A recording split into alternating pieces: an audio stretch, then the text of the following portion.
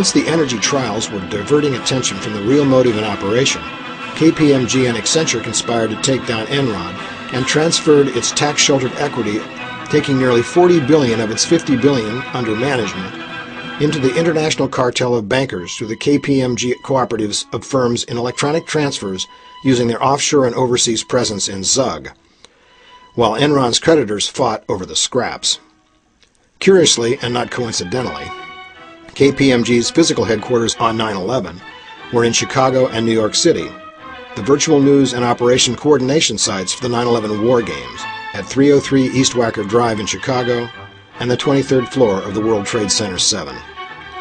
As an example of how far KPMG's reach really is, what do Halliburton, KBR, Trans-Canadian Pipelines, Lukoil, Cemex, General Electric, U.S. Airways, Amtrak, Alaska Air, Countrywide Financial, Aon Corporation, Solomon Smith Barney, Citigroup, Hang Seng Bank, Wachovia, ConAgra Foods, Costco, Siemens AG, BMW, BBC, Accenture, Gartner, EDS, Motorola, Nortel, China Mobile, the state of Illinois, the state of New Jersey, the state of Texas, the U.S. Department of the Interior, the U.S. Department of Treasury, the U.S. Department of Homeland Security, the U.S. Department of Energy, the U.S. Department of Transportation, and the U.S. Department of Justice all have in common?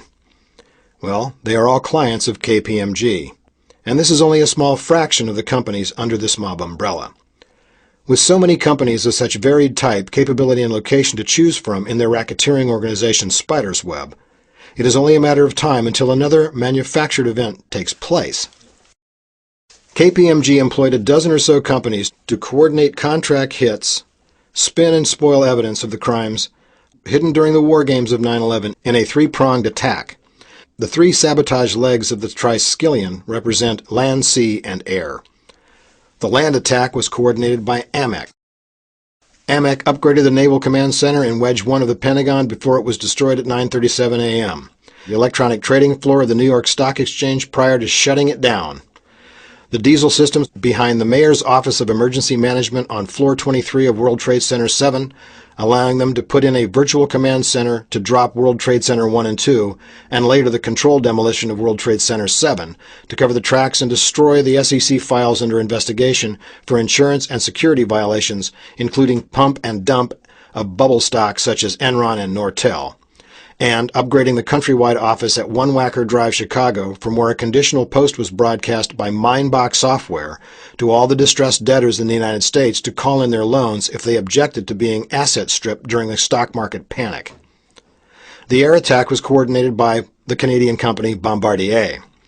Bombardier is the coordinator of the decoy and drone maneuvers executed during the 30-hour stand-down with insider knowledge that the planes had been modified so that a beta decoy could be switched electronically into an unstoppable drone by embedded QRS-11 gyro chips installed by Boeing, manufactured by Thales, in partnership with Raytheon.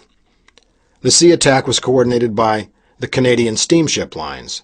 Canadian Steamship Lines coordinated the Offshore Marine Command and Control C4ISR with the U.S. Navy and U.S. Naval Command Center. Once the Navy wedge of the Pentagon was destroyed, control over U.S. naval assets around the world, including the Straits of Formosa, could be transferred to NATO Supreme Allied Command in Europe. Canadian Steamship Line ships are built in China and employ Russian crews that commonly penetrate deep into America's inland waterways and ports, including the Great Lakes and the Hudson River. Can this really be only a coincidence? We think not. And further, that the established racketeering influence and corrupt organization is still in place, with many businesses of varied talent and capabilities for this many-tentacled octopus to draw from to orchestrate more 9/11s at their discretion. We also suggest that because one of the clients of KPMG is the Department of Justice, the Department of Justice is in a position of conflict of interest with regard to rulings pertaining to fees, fines, and judgments on KPMG and should recuse themselves. It might also be a prudent move in lieu of the evidence presented to reopen the case against KPMG regarding tax violations and tax shelters to uncover and find those entities with much more guilt than merely tax sheltering frauds for wealthy clients. It is clear that this organization, KPMG, and its tax shelters, auditing and tax services, is connected to financial, governmental, media, and commercial entities in such a way as to prove a common thread in a racketeering influence and corrupt organization as described under U.S. penal codes.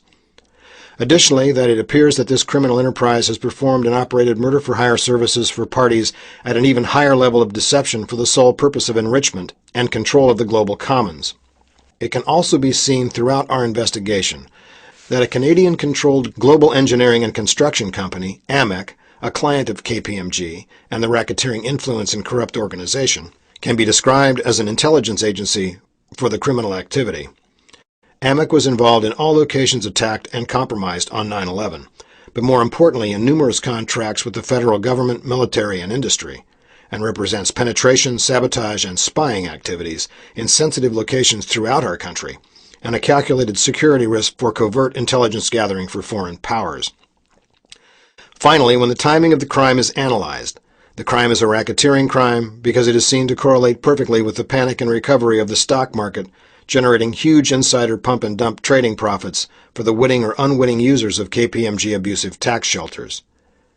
Yes, of course, we, the forensics economists at Hawks Cafe, do have an agenda. And here it is. 1. Accuse no innocent, shelter no guilty. 2. To solve the crimes of private equity racketeering and murder for hire through 9/11. 3. Demand as a nation and a world of citizens that governments enact one set of transparent books and make private equity funds no longer secret equity funds. 4. Make it the law of the land that all businesses of all nations operating in the United States, and in particular that the United Nations, must adopt our RICO statutes or leave our nation, including the UN.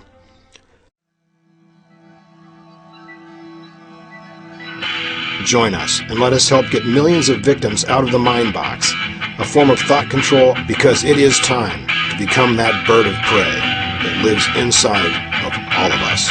There is a big change coming. I don't care who you are, we will change everyone.